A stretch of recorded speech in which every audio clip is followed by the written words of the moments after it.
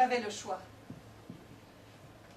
Mais c'est par un jeune homme un peu gras, coiffé d'un bonnet de velours, que j'eus envie de commencer. Ils étaient une centaine, bien alignés le long des murs de la salle du Grand Conseil.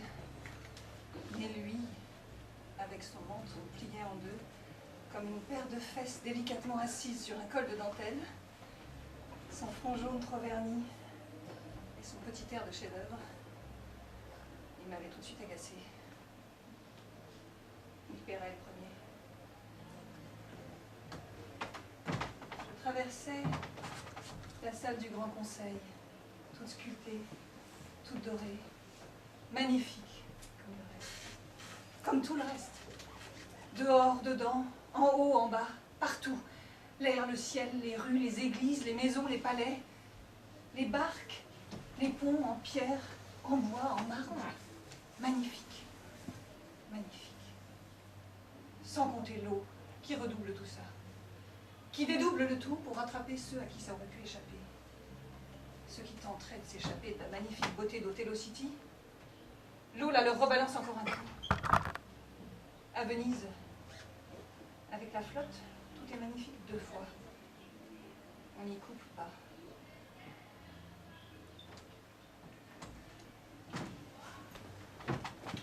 Je me suis approchée de lui comme les autres, émue devant la perfection, la bouche entr'ouverte, prête à soupirer, l'œil agrandi par son élégance. J'avançais, planquant ma haine au mieux, parce que cette fois, il ne m'aurait pas. Ni lui, ni ses sublimes copains, ni la place Saint-Marc, ni le Rialto, ni la Fenice, ni les pigeons, la Trattoria Pesaro, le palais Balbi, ni les rats, qui finissent ici par être séduisants, tant ils sont pollués par le charme des vierges à l'enfant qui bordent partout les égouts.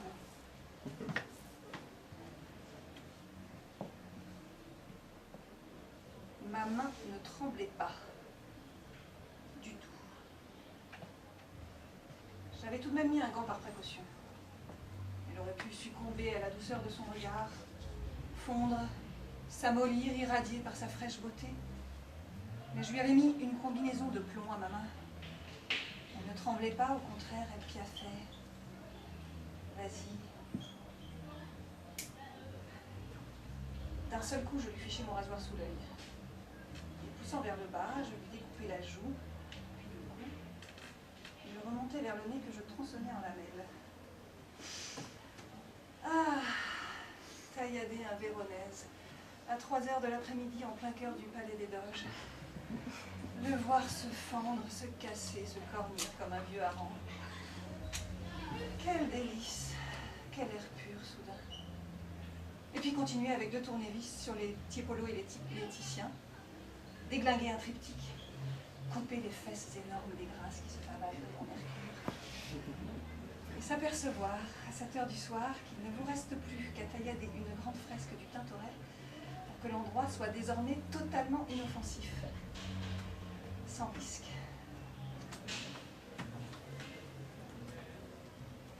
Plus de danger qui vous colle l'extase, l'ivresse du Quattrocento, la griserie des chefs-d'œuvre qui vous bouleverse la composition sanguine et vous exagère les sens. Parce que quoi? Georges, quoi? J'avais juste une petite bandaison pour moi.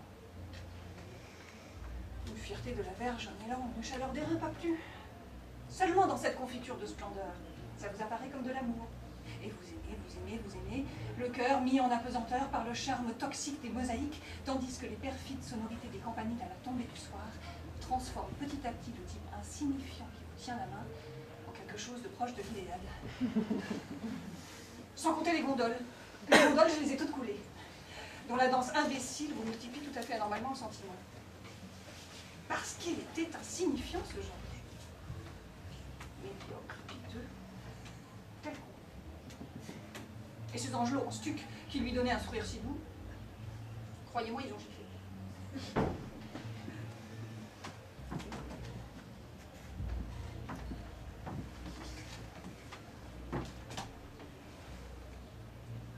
Le palais des Doges s'est effondré vers 23 heures.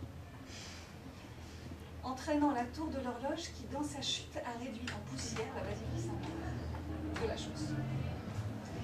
Tout de suite après, j'attaquai à la masse une dizaine de parvis byzantins.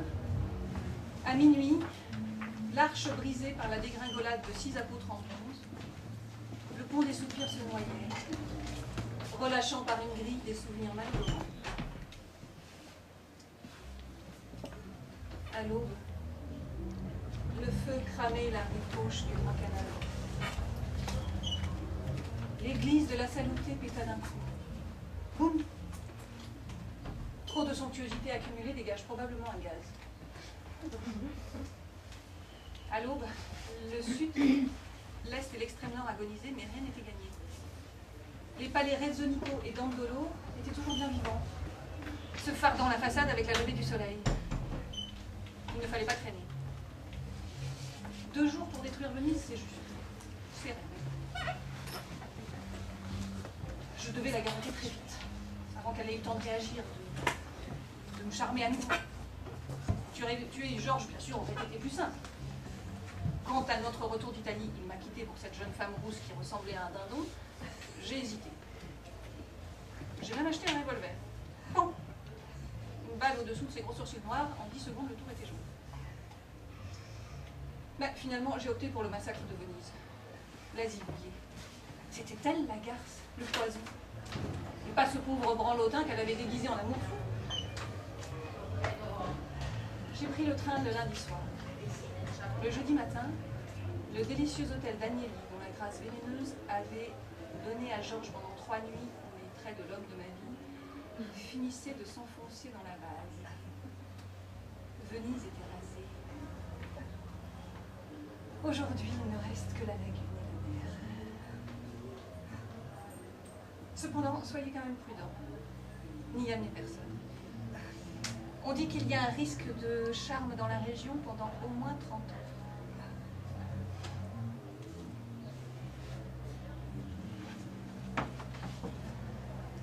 Alors, vous venez d'assister à l'introduction du spectacle.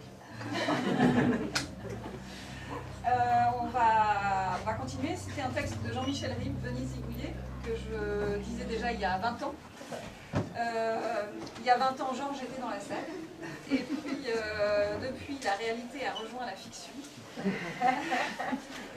Alors, ça m'a donné envie de vous raconter la suite. Et la suite commence comme ça.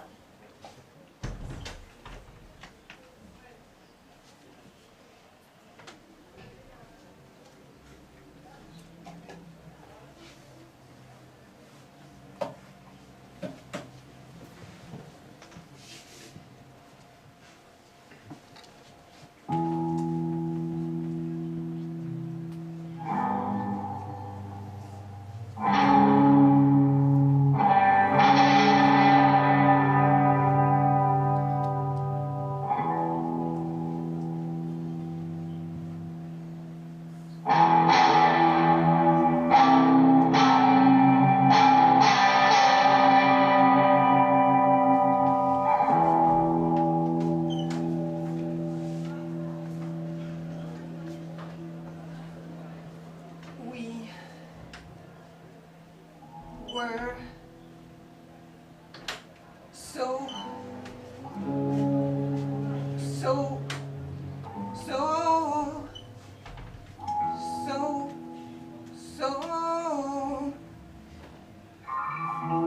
in love. We were so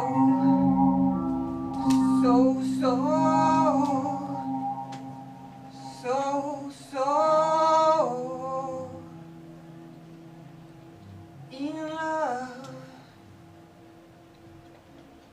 We were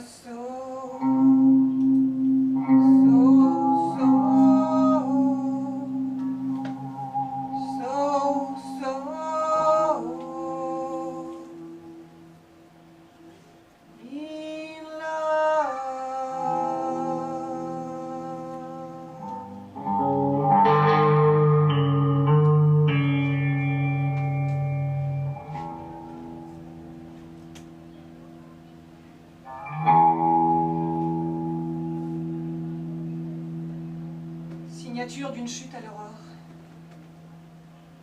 Plaie sans sommeil. de notre inévitable rupture. Loin de Londres, j'ai oublié de me sauver. Je me suis perdue, précipitée, les yeux nus.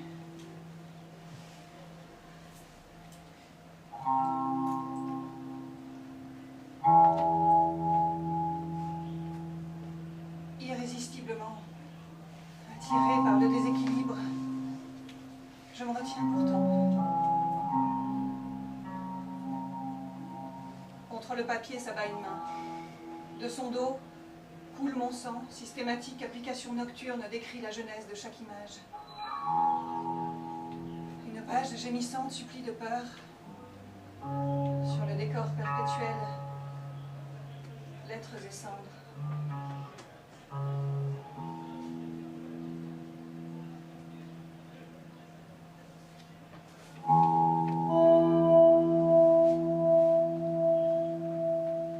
Rendez-vous avec le secret.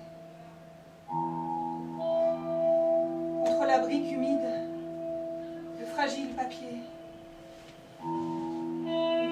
Leur innocence libre s'évanouit.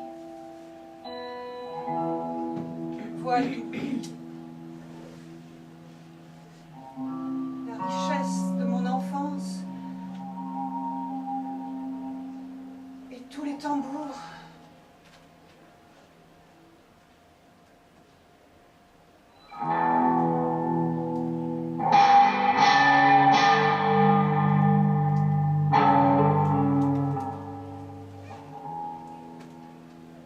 Cavale les odeurs de la chambre éventrée. Lumière maladroite. Les poussières en suspens dansent avec sa belle ombre. Blanche de nuit, lune en noir. Étendue colorée, paralyse nos baisers en contre-jour.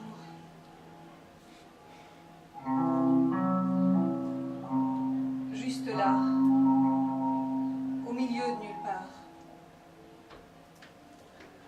Séparation. À subir l'infernale fréquence en suspens. Des petites morts.